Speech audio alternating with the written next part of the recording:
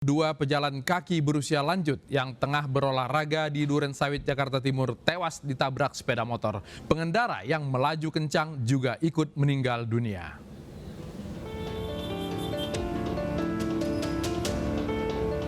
Dua jasad pria lansia ini masih tergeletak di Jalan Dr. Said Sukamto, Durensawit, Jakarta Timur. Menurut saksi mata, kedua lansia ini tengah berolahraga dan tiba-tiba ditabrak oleh motor yang melaju dengan kecepatan tinggi. Keduanya terpental dan meninggal di lokasi kejadian. Sang pengendara motor dilarikan warga ke Rumah Sakit Islam Pondok Kopi namun tak terselamatkan.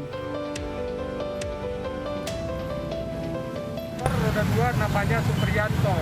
Nah, tinggalnya di Kabupaten Demak ini. Kalau yang Jawa Tengah. korban? Kalau yang meninggal ini warga Purworejo, Moswito. Satu lagi nggak ada identitasnya? Yang satu lagi nggak ada identitasnya nih. Makanya kita lagi coba-coba buka jenazah, Pak. Nah, korban nggak ada ditemukan identitas sama sekali.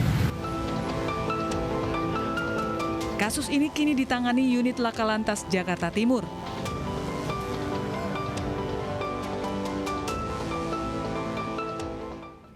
Sementara kasus tabrak lari pesepeda oleh mobil mewah di Bundaran Hotel Indonesia direka ulang Polda Metro Jaya. Tanpa menghadirkan tersangka, olah TKP melibatkan alat Traffic Analysis Accident. Olah TKP dengan menurunkan alat Traffic Analysis Accident ini untuk mengetahui kondisi sebelum dan sesudah kecelakaan. Olah TKP dilakukan untuk melengkapi berkas perkara dan hasilnya akan dijadikan sebagai alat bukti tambahan di pengadilan. Selama olah TKP yang berjalan hampir 1 jam, polisi menutup dan mengalihkan sementara arus lalu lintas dari arah Jalan Tamrin menuju Sudirman. Seorang pesepeda pekan lalu ditabrak mobil, pelaku tidak menolong, malah lari meninggalkan lokasi dan korban.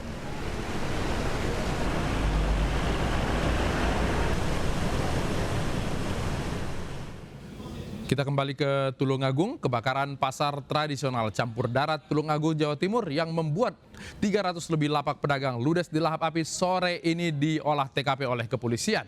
60% pedagang kehilangan tempat berjualan akibat kebakaran tersebut. Kebakaran terjadi pukul 2 dini hari dan baru bisa dipadamkan setelah hari terang. Akibatnya 60% pedagang di sana tidak bisa berjualan lagi. Saat ini pemerintah Kota Tulungagung sedang berniat untuk merelokasi pedagang. Bagaimana penanganan terhadap kasus tersebut dan apa hasil olah TKP? Sudah bergabung bersama kita Wakil Kapolsek Campur Darat Ibda Muhammad Anwari. Pak Anwari, selamat malam. Selamat malam. Tadi dilaksanakan olah TKP kebakaran. Apa kira-kira hasil yang diperoleh? Baik, terima kasih. Jadi sekira pukul 1.30 pasar Campur Darat telah terjadi kebakaran. Adapun pada saat itu warga mengetahui adanya satu kebakaran sehingga bergegas mencari ala kadarnya. Dalam hal ini air sekitarnya untuk dilakukan pemadaman. Setelah itu beberapa menit kemudian tim dari PMK Tulungagung dibantu PMK Kabupaten Trenggalek melakukan pemadaman sehingga beberapa menit kemudian bisa terhalau. Namun demikian karena bara api terlalu besar sehingga 60% dari pasar terhangus, tidak bisa terselamatkan. Oke, sementara ini asal api apakah sudah diketahui? Baik, tadi pagi tim lapor dari Polda Jatim dan Inafis dari Polres Tulungagung telah melakukan investigasi terhadap adanya kebakaran asal muasal dari kebakaran pasar Campur Darat. Diketahui bahwa api berasal dari adanya arus pendek listrik yang terjadi pada salah satu lapak, yaitu di toko plastik. Pasar ini sudah berumur berapa tahun, Pak Anwari? Pasar ini sudah lama sekali, semenjak saya belum lahir pun sudah ada ini, karena sudah pasar tradisional yang berawal dari zaman Hindia Belanda sudah ada ini pasar. Inikah yang menyebabkan kabel-kabel listrik di sana tidak teratur dengan baik? Inilah yang mengakibatkan adanya masyarakat kurang peduli adanya pengantungan arus listrik yang berada pada lapak-lapak. Sehingga dalam hal ini tidak adanya controlling daripada pemilik lapak, sehingga terjadi konsleting listrik dan inilah terjadi adanya satu kebakaran yang ada di wilayah pasar Campur Darat. Informasi yang kami peroleh sebenarnya pasar ini sudah akan direnovasi tapi tertunda karena pandemi. Apakah karena memang pasar ini sudah terlihat tua sekali sehingga harus direnovasi, Pak Anwari? Memang betul. Jadi kalau kita lihat yang sebenarnya keberadaan pasar campur darat itu sudah tidak layaknya sebagai pasar yang digunakan untuk transaksi jual beli yang ada di lokasi wilayah kecamatan, kota yang ada di campur darat.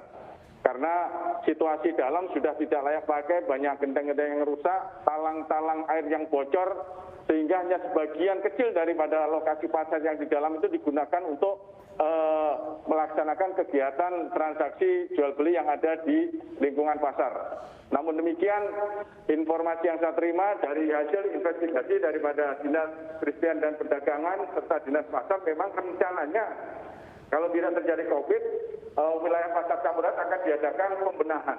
Namun sudah didahului dengan adanya satu kebakaran tersebut. Kalau sekiranya para pedagang ini ingin berdagang kembali, bagaimana pengamanan di lokasi supaya mereka bisa segera berdagang kembali? Baik, tadi siang sekira pukul 13 telah dilaksanakan rapat koordinasi antar instansi terkait dan stakeholder yang ada di lokasi pasar yang dihadiri oleh Kepala Dinas Perindustrian dan Perdagangan, Kepala Dinas Pasar, Camat Campur Darat, Kapolsek, dan Ramil, serta warga masyarakat yang mempunyai lapak, bahwa dalam hal pelaksanaan dengan adanya kejadian kebakaran masih ada satu tempat yang berada di sebelah barat sebagian utara itu bisa digunakan. Jadi sore tadi sudah dilakukan satu pembagian lapak-lapak oleh Kepala Dinas Pasar Campur Darat. Oke, Wakapolsek Campur Darat Ibda M. Anwari, terima kasih sudah bergabung di iNewsroom. Selamat malam, Pak. Pandemi COVID-19 belum mereda, tapi pemerintah sudah memutuskan tidak melarang masyarakat untuk mudik lebaran. Kami segera kembali.